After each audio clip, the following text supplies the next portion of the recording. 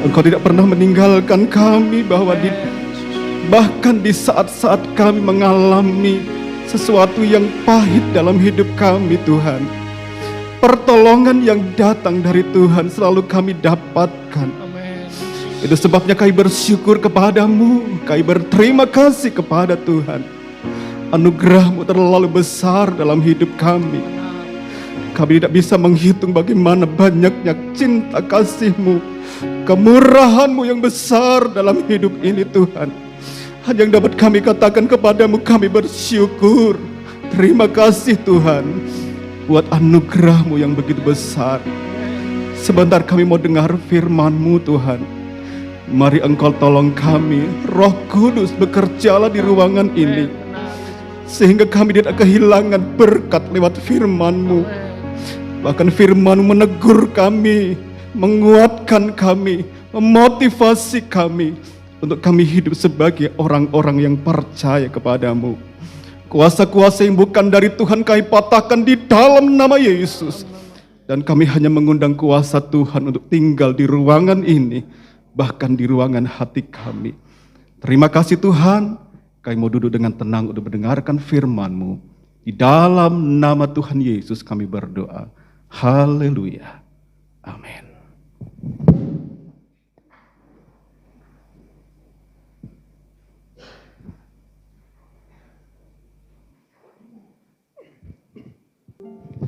Puji Tuhan, selamat pagi. Selamat pagi. Puji Tuhan, haleluya. Tuhan memberkati kita dan terima kasih buat Pak Nestor, sahabat saya ini yang memberikan kesempatan untuk kami menyampaikan firman Tuhan. Mungkin tidak perlu kami kenalkan, atau masih ada yang belum kenal, karena sudah beberapa kali kami melayani pekerjaan Tuhan di tempat ini. Ya, nama saya Paulus, saya dipercayakan Tuhan melayani di satu perumahan di kota Bandung. Dan pagi hari ini bersyukur, karena Tuhan masih memberikan kesempatan untuk kita bertemu dan bersama-sama belajar firman Tuhan. Puji Tuhan saudara, kita langsung saja, kita akan melihat tentang satu kebenaran firman Allah. Saya menggunakan PowerPoint pada saat pagi hari ini, jadi PowerPoint saya seluruh ayat yang akan kita baca sudah saya tampilkan di PowerPoint itu. Dan saudara yang membuka Alkitab lagi silahkan, yang hanya terus mengikuti silahkan. Puji Tuhan. Pagi hari ini berikan tema firman Allah, hidup dalam panggilan. Hidup dalam panggilan Tuhan. Dan ada rencana Tuhan yang begitu besar dalam setiap hidup saya dan saudara. Kenapa kita dipanggil untuk menjadi orang percaya? Ya. Alangkah baiknya langsung kita baca ayatnya. Kita akan membaca ayatnya. Saya ambil di situ dalam Efesus pasalnya yang kedua, ayatnya yang ke-10. Demikian bunyi firman Allah. Karena kita ini buatan Allah, diciptakan dalam Kristus Yesus untuk melakukan pekerjaan baik yang dipersiapkan Allah sebelumnya. Ia mau supaya kita hidup di dalamnya. Amin. Saudara dikasihi Tuhan, ayat ini berkata, karena kita ini buatan Allah, diciptakan di dalam Kristus Yesus untuk melakukan pekerjaan yang baik. Allah menciptakan saya dan saudara, Allah memanggil saya dan saudara bukan tanpa tujuan, bukan tanpa maksud kenapa saya dan saudara berada di dalam ruangan ini memuji Tuhan. Kita ditebus, kita diselamatkan bukan tanpa maksud, tetapi Allah punya maksud yang besar dalam hidup saya dan saudara. Itu sebabnya firman Allah katakan, karena kita ini buatan Allah, diciptakan dalam Kristus Yesus untuk melakukan pekerjaan baik yang dipersiapkan Allah. Jadi Allah sudah mempersiapkan suatu pekerjaan yang baik, pekerjaan yang mulia bagi saya dan saudara. Dan bahkan di ayat ini ditutup, ia mau supaya kita hidup di dalamnya. Artinya Yesus mau saya dan saudara hidup di dalam panggilan Tuhan sebagai orang percaya. Mari lanjut. Nah, saudara dikasihi Tuhan, menurut Kamus Besar Bahasa Indonesia, panggilan itu adalah ajakan atau undangan. Dipanggil itu artinya ada yang ingin disampaikan. Itu bisa berupa pesan atau perintah. Saya teringat saudara, pada waktu kecil sekitar kelas 4 SD gitu ya, saya nakal. Satu saat di rumah, waktu saya masih kecil di rumah, kalau sore jam 3 itu ada gerobak jalan, ding ding ding ding ding, jual apa saudara? Jual bakso. Ya kan kalau sore-sore itu enak kan, hangat-hangat bakso. Yang suka makan bakso tahu nih, kalau sudah mangkok dipukul ding ding ding ding tuh, oh bakso. Saya tahu karena itu selalu ada setiap hari. Apa yang saya lakukan? Tukang baksonya sudah lewat beberapa rumah dari rumah saya. Saya keluar dari pagar, saya panggil, bakso, saya lari. Sembunyi di kamar, saya intip di jendela. Tukang baksonya bingung sudah, nengok sana, nengok sini. Ini siapa yang panggil? Sudah, dia jalan lagi. Keluar lagi nih saya, panggil lagi, bakso, saya lari. Saya nggak ngerti kalau mama saya tahu di belakang. Tahu-tahu siapa saudara? Dijewer saya. Dijewer dan dipukul pantatnya. Kalau kamu panggil, kamu harus beli. Dia bilang begitu. Nggak sopan itu, nggak boleh seperti itu. Kalau panggil, harus ada sesuatu yang kamu berikan. Ya ini panggil. Dipanggil itu berarti ada sesuatu yang ingin disampaikan. Baik itu berupa pesan ataupun perintah. Saya dimarah sama orang tua saya. Kamu harus beli bakso, udah dipanggil kok nggak beli. Nggak punya uang, nih kasih. Oh, dalam hati saya puji Tuhan. Akhirnya bisa beli bakso. Ya, saudara dikasihi Tuhan, itu saya jangan ditiru ya. Jangan ditiru ya. Itu nggak baik. Firman Allah pagi hari berkata dipanggil itu ada sesuatu yang ingin kita sampaikan atau baik itu pesan atau perintah. Di dalam Efesus pasal yang kedua ayat yang ke-10 tadi dipanggil untuk melakukan pekerjaan baik. Kalau dalam Galatia pasalnya yang ke-6 ayat yang ke-10 firman Allah berkata, karena itu selama masih ada kesempatan bagi kita, marilah kita berbuat baik kepada semua orang, tetapi terutama kepada kawan-kawan kita seiman. Saya garis bawahi ayat 10 ini artinya melayani. Saudara, kalau kita bicara melayani, bukan saudara berdiri di depan main musik itu saja, bukan. Bukan yang pimpin song leader, singer dan lain sebagainya. Atau yang terima tamu dan lain sebagainya, bukan. Bukan itu saja. Itu mereka sudah melayani Tuhan. Tetapi saat kita di rumah pun kita bisa melayani. Kita bisa memberikan pertolongan kepada orang yang membutuhkan, itu melayani. Kita bisa datang kepada jemaat saudara kita seiman yang sedang sakit dan kita doakan, itu melayani. Kita sedang telepon, kita ingatkan kapan kau sudah lama gak ketemu di gereja, ayo ke gereja, itu melayani. Itu bentuk pelayanan yang tidak dilihat oleh banyak orang. Tetapi di hadapan Tuhan sama, itu melayani Tuhan. Saudara, banyak jenis pelayanan yang dapat kita lakukan. Ini yang dimaksud Tuhan. Aku mau supaya kamu hidup di dalam panggilan. Apa itu? Melayani Tuhan. Beberapa hari yang lalu, ada tetangga saya datang ke rumah. Orang non-Kristen, bukan jemaat. Dia datang ke rumah, dia cerita, Om, tolong saya Om dipinjemin uang, saya mau buka usaha kerupuk. Dikira hamba Tuhan tuh banyak uang, saudara. Dikira hamba Tuhan tuh banyak uang. Dia cerita gini, saya pengen usaha kerupuk Om, karena dari dulu dari keluarga saya sudah terbiasa bikin kerupuk lalu dijual. Hamba Tuhan kalau ada berkat puji Tuhan. Kalau kurang berkat, ya puji Tuhan. Kalau enggak ada berkat, ya berdoa. Dikira hamba Tuhan tuh banyak berkat. Akhirnya begini saudara, saya enggak mau terikat dengan hutang piutang. Akhirnya saya berdoa dalam hati saya, Tuhan apa yang akan saya lakukan kepada ibu ini. Lalu saya ngomong sama istri saya, sudah kita ada berapa berkat, kita kasih saja tapi jangan hutang. Sebab kalau hutang nanti gak bisa bayar, mereka putus hubungan, benar gak? Gitu, itu mengikat. Akhirnya ada berkat berapa saya beri. Ini melayani, meskipun dia orang dunia, tetapi saya melayani mereka, menunjukkan kasih kita, menunjukkan bahwa kita tetap hidup dalam panggilan, melayani. Next.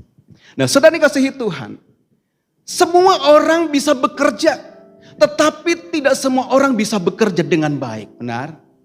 Semua orang bisa bekerja, saudara, semua yang ada dalam ruangan ini, kalau Pak Nestor itu, ayo ruangan ini disapu. Semua bisa menyapu, tapi belum tentu semua menyapu dengan bersih. Semua bisa melayani, semua bisa bekerja, tetapi tidak semua orang bisa bekerja dengan baik. Banyak orang Kristen keluar masuk gereja, tetapi hanya sedikit yang bisa hidup dalam panggilan Tuhan. Banyak orang Kristen keluar masuk gereja, tetapi hanya sedikit yang bisa hidup dalam panggilan. Banyak sekali orang Kristen yang bisa memuji Tuhan. Kebetulan saya tadi dari awal menikmati pujian penyembahan. Menikmati, sangat menikmati. Dan ini yang saya terus maju dalam diri saya supaya saya tidak kehilangan berkat dari pujian penyembahan. Menikmati. Banyak orang Kristen bisa memuji Tuhan, tetapi hanya sedikit yang bisa hidup dalam pujian penyembahan. Hanya sedikit yang bisa hidup dalam pujian penyembahan. Bagaimana hidup dalam pujian penyembahan? Nikmati setiap pujian, renungkan setiap kalimat-kalimat pujian, nikmati dan hubungkan hati kita kepada Tuhan, maka saudara akan menikmati pujian itu. Banyak orang-orang yang bisa memuji Tuhan, tetapi hanya sedikit yang bisa hidup dalam pujian penyembahan. Banyak orang Kristen tahu firman Allah, tetapi sedikit yang mau hidup dalam firman-Nya. Kalau di gereja semua hidup dalam firman Tuhan, dengar firman Tuhan, bagaimana ketika kita di rumah, bagaimana ketika kita buka toko kita, bagaimana ketika kita di luar rumah, apakah kita masih hidup dalam kebenaran firman Allah? Apakah kita masih hidup dalam panggilan? Kenapa semuanya ini bisa terjadi? Kenapa? Saudara yang dikasihi Tuhan, jawabannya, mengapa demikian? Karena setiap kita hidup dalam masyarakat yang majemuk. Kita hidup dalam masyarakat yang majemuk. Kemajemukan orang-orang di sekitar kita antara lain latar belakang. Kita hidup dengan orang-orang yang pendidikannya berbeda. Kita hidup dengan orang-orang yang karakternya berbeda. Kita hidup dengan orang-orang yang adat istiadatnya berbeda. Ini kemajemukan. Lalu kita hidup dengan orang-orang yang pola pikirnya pun berbeda. Cara ngomongnya juga berbeda. Ada yang ngomong berhati-hati, takut menyakiti orang. Ada juga orang yang terlalu sembarangan menyakiti. Dan kita setiap hari kita hidup di sana. Setiap hari kita hidup dengan orang-orang seperti itu. Kita hidup dengan orang-orang yang gaya hidupnya berbeda. Kita hidup dengan orang-orang yang agamanya beda. Ya. Kalau sudah bicara tentang agama yang beda, oh ini saudara sudah sangat begitu mempengaruhi. Ini kemajemukan orang-orang di sekitar kita. Kita hidup, kita nggak bisa menghindar karena kita masih hidup dalam dunia yang selalu setiap hari bahkan berkumpul. Kecuali kalau kita hidup di pastori, seperti pengerja di pastori nggak jarang, ya kan? Tapi kalau jemaat di tempat pekerjaan, di toko, di pasar, dimanapun kita ada, kita tinggal dan kita bersama, kita setiap hari bertemu dengan orang-orang yang berbeda. Kemajemukan ini, saudara, sangat mempengaruhi kita. Next, Bu. Nah, kemajemukan ini berpotensi besar mempengaruhi hidup kita. Sehingga tidak aneh kalau banyak orang-orang Kristen, orang-orang percaya yang sudah mulai hidup tanpa hukum Tuhan. Enggak ada hukum lagi hidupnya. Enggak ada yang mengatur lagi hidupnya. Dia hidup sembrono. Jangan heran kalau dengan kemajemukan ini banyak orang-orang percaya mulai hidup tanpa aturan, tanpa firman Allah. Dan bahkan tanpa mengandalkan Tuhan. Nah ini saudara, sangat berat kalau orang percaya, ini sudah dikatakan begitu merosot. Kalau ada orang-orang percaya yang mulai hidup di luar panggilan Tuhan dan hidup tidak mengandalkan Tuhan. Satu ayat yang begitu mengingatkan kepada kita dalam 1 Korintus pasal yang ke-15 ayat 33. Janganlah kamu sesat pergaulan buruk merusakkan kebiasaan yang baik. Bukan berarti kita nggak boleh berkumpul bergaul dengan orang-orang dunia, tidak. Bukan berarti kita nggak boleh kumpul dengan orang-orang yang tidak seiman, tidak. Kita boleh, bahkan harus berkumpul di sana. Tetapi jangan sampai pergaulan kita sesat dan merusak kebiasaan kita yang baik. Amin. Saudara dikasihi Tuhan, saya membaca satu cerita bangsa Yehuda yang ditulis dalam Yeremia pasalnya yang ke-17. Saudara, ini contoh. Contoh saudara, di dalam Yeremia pasal yang ke-17. Kalau kita membaca betapa rusaknya bangsa Yehuda pada waktu itu. Betapa hancurnya rohaninya bangsa Yehuda pada waktu itu. Saat Yeremia sebagai nabi ada di sana. Begitu pergumulan Yeremia begitu berat. Bergumul bukan untuk dirinya, tetapi bergumul saat dia melihat bagaimana kehidupan bangsa Yehuda saat itu jatuh terlalu dalam, di luar panggilan Tuhan. Bahkan ini pergumulan Yeremia dalam Yeremia pasal yang ke-17. Bahkan Yeremia tidak ada kata-kata yang cocok lagi untuk menulis bagaimana keadaan bangsa Yehuda. Bahkan ayat 1 berkata, dosa Yehuda telah tertulis dalam pena besi. Yang matanya dari intan terukir pada loh hati mereka. Dan pada tanduk-tanduk mezbah mereka. Ini menggambarkan betapa rusaknya, betapa dalamnya keadaan bangsa Yehuda. Sudah jauh dari Tuhan, sudah keluar dari panggilan Tuhan yang sebenarnya. Betapa berat pergumulan Yeremia pada waktu itu. Tetapi bagaimanapun keadaan bangsa Yehuda, Yeremia punya hati yang terus melayani Tuhan. Dia berdoa untuk bangsa Yehuda. Dia berdoa kepada Tuhan. Dia meminta kepada Tuhan supaya bangsa Yehuda tidak dihukum oleh Allah, tetapi dipulihkan oleh Tuhan. Ada 3 kerinduan Nabi Yeremia. Ditulis dalam Yeremia pasal yang ke-17 ayat yang ke-5 dan yang ke-6. Firman Allah berkata, beginilah firman Tuhan. Terkutuklah orang yang mengandalkan manusia. Yang mengandalkan kekuatannya sendiri. Dan yang hatinya menjauh daripada Tuhan. Ia akan seperti semak bulus di padang belantara. Ia tidak akan mengalami datangnya keadaan baik. Ia akan tinggal di tanah angus, di padang gurun, di negeri padang asin yang tidak berpenduduk. Ayat 5 dan ayat 6 ini menggambarkan bagaimana keadaan Yehuda. Dan inilah kerinduan Yeremia. Yeremia rindu satu hal. Yang pertama, Yeremia rindu agar bangsa Yehuda sadar akan dosanya. Yeremia ingin melihat bagaimana bangsa Yehuda dipulihkan oleh Tuhan. Kembali hidup di dalam panggilan Tuhan. Itu sebabnya dia berdoa.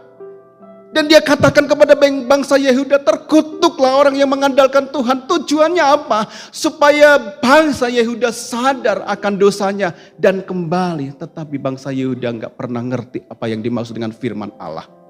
Bangsa Yehuda sudah mulai keras kepalanya, keras hatinya. Waktu ditegur oleh Nabi Yeremia, dia tidak pernah sadar.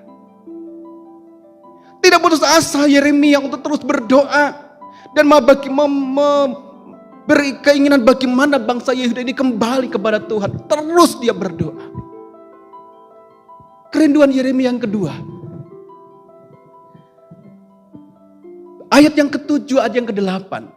Diberkatilah orang yang mengandalkan Tuhan, yang menaruh harapannya pada Tuhan. Ia akan seperti pohon yang ditanam di tepi air, yang merambatkan akar-akarnya di tepi batang air.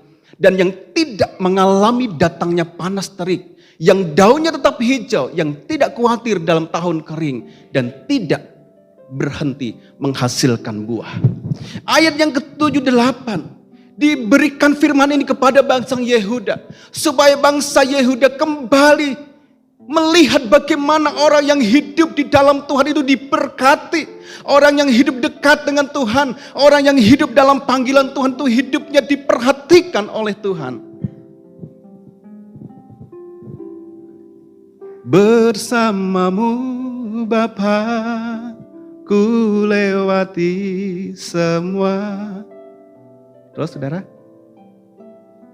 Perkenananmu yang teguhkan hatiku, Engkau yang bertindak memberi pertolongan.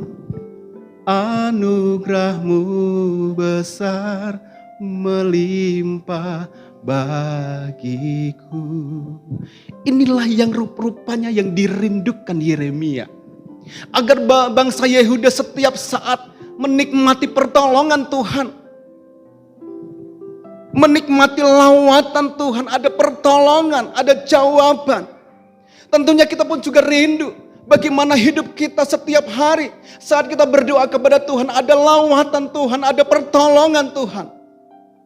Saya percaya kalau saya bertanya kepada saudara, siapa yang mau tolong oleh Tuhan, semua angkat tangan.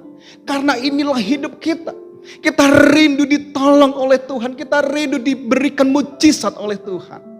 Demikian juga Yeremia mengingatkan bangsa Yehuda supaya mereka kembali melihat hidupnya dipulihkan dan diberkati oleh Tuhan. Agar bangsa Yehuda kembali diberkati oleh Tuhan. Ayat yang ke-9 dan ayat yang ke-10. Yeremia pasalnya yang ke-17. Betapa liciknya hati. Lebih licik daripada segala sesuatu. Hatinya sudah membatu. Siapakah yang dapat mengetahuinya? Aku, Tuhan yang menyelidiki hati, yang menguji batin untuk memberi balasan kepada setiap orang setimpal dengan tingkah langkahnya, setimpal dengan hasil perbuatannya. Ini kerinduan Yeremia yang ketiga. Apa saudara? Agar bangsa Yehuda kembali hidup dalam panggilan Tuhan. Firman disampaikan kepada bangsa Yehuda. Dia berkata betapa liciknya setiap hati manusia. Tuhan akan melihat hatimu, Tuhan akan melihat hati kalian semua kepada orang-orang bangsa Yehuda. Karena Yeremia ingin bangsa Yehuda kembali hidup dalam panggilan. Artinya apa? Saudara, Yeremia katakan firman ini artinya supaya bangsa Yehuda sadar bahwa ada sepasang mata yang selalu melihat baik siang maupun malam, 24 jam ada sepasang mata yang selalu melihat keadaan bangsa Yehuda. Gak ada satupun yang terlewatkan. Dalam hidup saya, dalam hidup saudara pun demikian. Apa yang kita pikirkan, apa yang kita renungkan, apa yang kita kerjakan, bahkan apa yang akan kita lakukan, Tuhan tahu dan Tuhan melihat. Aku Tuhan yang menyelidiki hati, menguji batin. Jangan sampai di antara kita, hidup kita, keluarga kita, ada orang-orang yang hidupnya di luar panggilan Tuhan. Ya, next. Yeremia 17 ayat yang ke-11 adalah gambaran dari orang yang hidup di luar panggilan Tuhan. Nah, ini dicatat jelas. Nah, saudara, firman Allah berkata ayat yang ke-11, seperti ayam hutan yang mengerami yang tidak ditelurnya. Demikianlah orang yang menggaruk kekayaan secara tidak halal. Pada pertengahan usianya ia akan kehilangan semuanya. Dan pada kesudahan usia ia terkenal sebagai orang bebal. Kalau ayat ini saudara baca, saya percaya saudara bisa mengartikan. Semua bisa mengartikan. Tetapi saya akan mengajak saudara untuk melihat dari bahasa aslinya. Dari Yeremia 17 ayat yang ke-11. Bahasa aslinya sepertinya berbeda, bahasa Ibrani. Kalau terjemahan Alkitab terjemahan lama, perjanjian lama Pak, perjanjian lama itu bahasa Ibrani aslinya. Kalau dalam bahasa Ibrani, saudara, artinya begini. Panggil seorang yang merosot. Dan tidak ada anak yang melakukan 10. Dan dalam penghakiman, dalam setengah hari mereka akan meninggalkan kita. Dan setelah ia akan ada kecapi. Kalau saudara bandingkan ayat yang di atas, ayat 11 dalam terjemahan bahasa Indonesia dan terjemahan bahasa Ibrani, sedikitnya berbeda. Ya. Tetapi saya akan mengajak saudara untuk belajar dari terjemahan aslinya. Nah saudara, firman Allah berkata, next, panggil seorang yang merosot. Kalau dalam Alkitab terjemahan Pentatuk saudara, itu dikatakan seorang yang mereka seperti degar. Degar. Saudara degar tahu nggak saudara? Kalau saudara duduk di sini diam, lalu tahu-tahu ada satu orang yang mendobrak pintu. Duer. Kaget nggak saudara? Itu degar. Lalu kalau saudara pas tenang, saya pukul ini. Buah. Itu degar. Artinya apa? Suara yang mengagetkan yang gak ada untungnya. Suara-suara yang tidak ada faedahnya. Yang bertujuan menjatuhkan kita, mengagetkan kita, membuat kita syok. Ini degar. Artinya apa? Seperti ayam hutan. Ayam hutan adalah gambaran orang-orang yang hanya banyak bicara. Yang katanya banyak ngerti firman Allah, tetapi hidupnya di luar panggilan Tuhan. Itu degar. Nah, saudara, kalau saya melihat karakter dari ayam hutan, sebenarnya ayam hutan itu bukan ayam. Dia masuk golongan burung yang berukuran besar. Nah, tetapi firman Allah berkata seperti ayam hutan yang mengerami telur yang tidak ditelurkannya. Aneh kan saudara? Dia mengerami telur yang bukan telurnya. Yang seharusnya dia tidak di tanah, tetapi dia berkumpul dengan burung-burung yang ada di pohon. Yang menghabiskan waktunya di pohon, bukan di tanah. Ini gambaran, tadi Yeremia katakan, ini gambaran orang-orang yang hidup dari panggilan Tuhan. Dia tidak sadar siapa dirinya. Dia burung semua, tetapi dia hidupnya menghabiskan waktunya di darat. Bahkan dia mengerami telur yang tidak ditelurkannya. Aneh ya saudara. Ini ayam hutan. Padahal dia kelompok burung sebenarnya. Nah saudara, firman Allah dalam bahasa aslinya, panggil seorang yang merosot. Merosot ini berarti kurang kualitas, sudah kurang kualitas hidupnya. Kehidupan kekristenannya sudah hilang. Seorang yang merosot. Ini orang-orang yang hidup di luar panggilan Tuhan. Seperti ayam hutan. Atau dalam bahasa aslinya seorang yang merosot. Sudah merosot kualitas hidupnya. Kekristenannya sudah hancur. Mereka tampilannya sebagai orang Kristen. Tapi hati dan pikirannya sudah jauh dari kekristenan. Sudah jauh dari panggilan Tuhan. Tidak ada anak yang melakukan 10. Nah, saudara, angka 10 itu adalah angka unggulan. Angka 10 itu adalah angka unggulan. Secara tidak langsung kita pun sebenarnya mengunggulkan angka 10 loh saudara. Kadang-kadang kan kamu harus nomor 1. Ya, nomor 1 nomor unggulan. Tetapi sebenarnya angka 10 itu angka unggulan. Kenapa? Coba saudara, kalau anak-anak kita sekolah, ulangan misalnya. Nah, dapat nilai berapa? 10, hebat, gitu kan? Dapat nilai berapa? 100, hebat. Angka unggulan. Di Alkitab pun Allah mengunggulkan angka 10. Itu sebabnya firman Allah berkata, tidak ada anak yang melakukan 10, saudara. Contoh di dalam Alkitab banyak. 10 anak darah. 10 orang kusta. 10 hukum Taurat. 10 Naaman disembuhkan membawa 10 persembahan talenta dan 10 pakaian. Ada banyak lagi. Persepuluhan. Ada banyak lagi sebenarnya Allah mengunggulkan angka 10. Nah, tidak ada anak yang melakukan 10. Itu berarti begini. Walaupun kita sebagai orang Kristen, kita tidak bisa menyenangkan Allah secara maksimal. Tetapi alangkah baiknya tetaplah hidup dalam panggilan Tuhan. Tetaplah hidup dalam panggilan Tuhan. Nah saudara dikasihi Tuhan. Dalam penghakiman dalam setengah hari mereka akan meninggalkan kita. Dalam Alkitab terjemahan yang lain dikatakan begini. Dalam setengah penghakiman artinya dalam setengah umurnya mereka akan meninggalkan kita. Jadi begini. Hati-hati, ini sebenarnya keras saudara ayat ini. Hati-hati orang yang hidup di luar panggilan Tuhan. Dia tidak akan hidup sampai begini. Contohnya begini. Tuhan kasih umur kita kan ada yang umur 50, 60, 70 begitu kan? Gitu. Tetapi kalau mereka sudah dilihat Allah rusak hidupnya, dia jatuh, merosot hidupnya, tidak sampai setengah umurnya. Begitu. Tidak sampai setengah umurnya.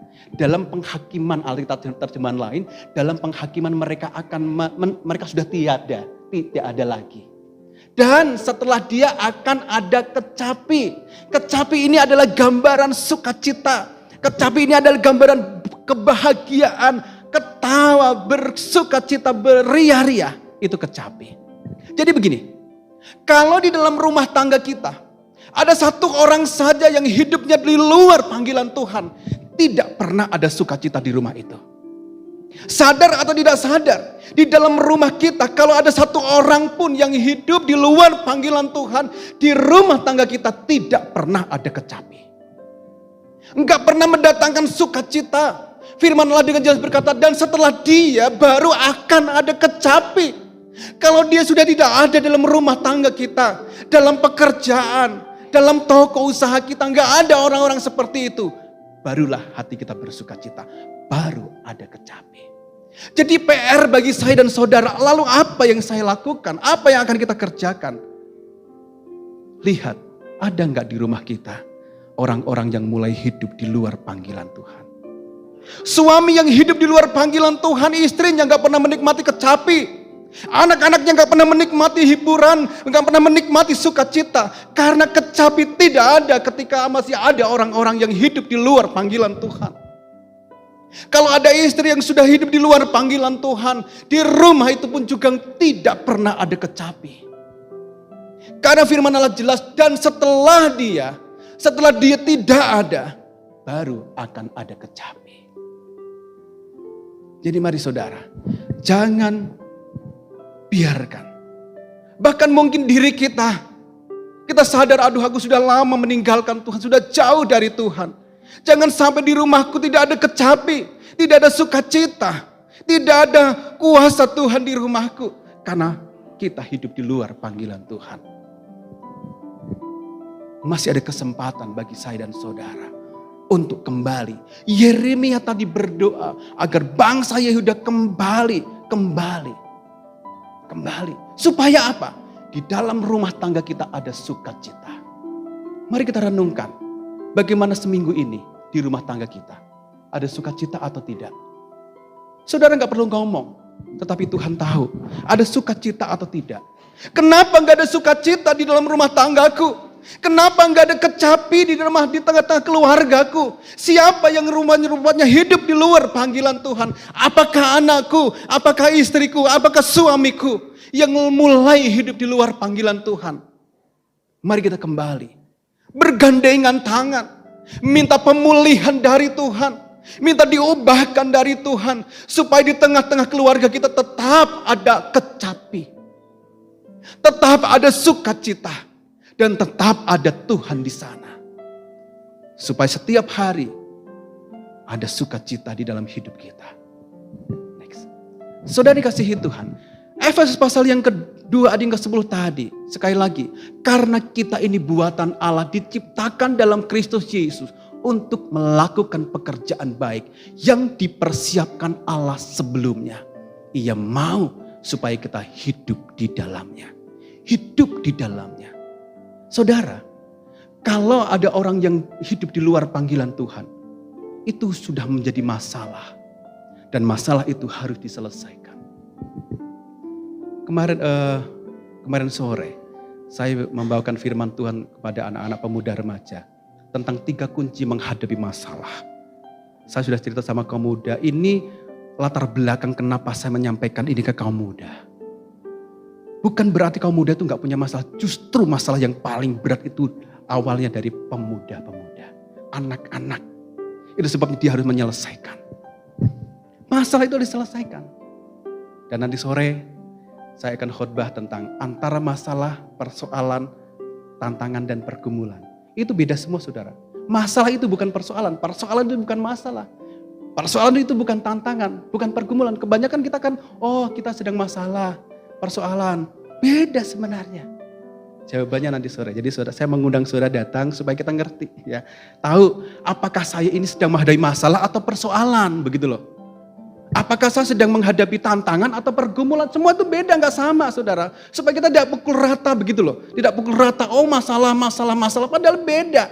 Masalah, persoalan, tantangan, pergumulan itu beda. Jadi nanti sore sudah datang supaya kita tahu. Supaya kita ngerti apa yang saya alami ini ternyata bukan masalah, ini hanya persoalan gitu loh. Apa yang saya alami ini ternyata bukan persoalan, ini hanya tantangan. Jadi apa yang saya alami sekarang, oh ternyata bukan masalah, bukan persoalan, bukan tantangan, ternyata hanya pergumulan. Kadang-kadang kan kita nggak ngerti, oh sebuah dianggap masalah, beda. Jadi saudara datang supaya ngerti. Nah, saudara, kalau di dalam rumah tangga kita, sudah ada orang yang hidup di luar Tuhan, di luar panggilan, ini masalah. Dan masalah itu harus diselesaikan. Kalau tidak diselesaikan, jawabannya nanti sore. Nah saudara yang dikasihi Tuhan, ini masalah. Di dalam Yesus mau kita hidup di dalamnya. Roma pasal yang ke-14 ayat ke-8. Sebab jika kita hidup, baiklah kita hidup untuk Tuhan. Dan jika kita mati, baiklah kita mati untuk Tuhan. Jadi baik hidup atau mati, kita tetap hidup dalam panggilan Tuhan. Baik kita hidup ataupun mati, kita tetap hidup menjadi milik Tuhan. Tetap hidup di dalam panggilan Tuhan. Jangan mau mati di luar panggilan Tuhan. Nanti jalurnya beda. Saudara dikasihi Tuhan. Mari kita terus berdoa. Doakan keluarga kita. Suami berdoa buat istri dan anak-anak. Istri doakan suamimu dan anak-anakmu. Agar kita punya hati yang rindu untuk menyembah Tuhan. Untuk menyenangkan Tuhan. Seberapa banyak di ruangan ini yang tetap memiliki hati yang rindu. Hati yang rindu. Dipenuhi dengan kerinduan untuk tetap hidup di dalam panggilan Tuhan. Dipenuhi kerinduan untuk tetap hidup di dalam rencana Tuhan. Karena apa? Karena Tuhan mau supaya kita tetap hidup di dalamnya. Itu maunya Tuhan. Itu maunya Tuhan. Tetapi maunya iblis, kita lari dari panggilan Tuhan. Tetapi mari kita berdoa. Tuhan, Engkaulah kekuatanku. Tempat perlindunganku. Penuhi hatiku Tuhan. Supaya kami tetap punya kerinduan untuk menjadi orang-orang yang selalu hidup di dalam panggilan. Berat saudara, tetapi ini kerinduan kita semua. Biarlah kita semua rindu. Satu di antara yang tetap rindu. Hidup di dalam panggilan Tuhan. Supaya apa? Supaya apa? Yeremia tadi. Supaya bangsa Yehuda kembali diberkati oleh Tuhan. Kembali dipulihkan oleh Tuhan. Tidak ada orang yang ada dalam ruangan ini yang tidak mau diberkati. Saya pun mau diberkati, saudara pun juga mau diberkati. Bagaimana caranya? Tetap hidup di dalam panggilan Tuhan, rencana Tuhan. Karena Tuhan mau kita hidup di dalamnya. Jangan putus asa, minta kekuatan Tuhan untuk terus bekerja dalam hidup kita. Supaya kita bertahan, apapun masalah yang terjadi, tetap bertahan hidup di dalam panggilan Tuhan. Puji Tuhan.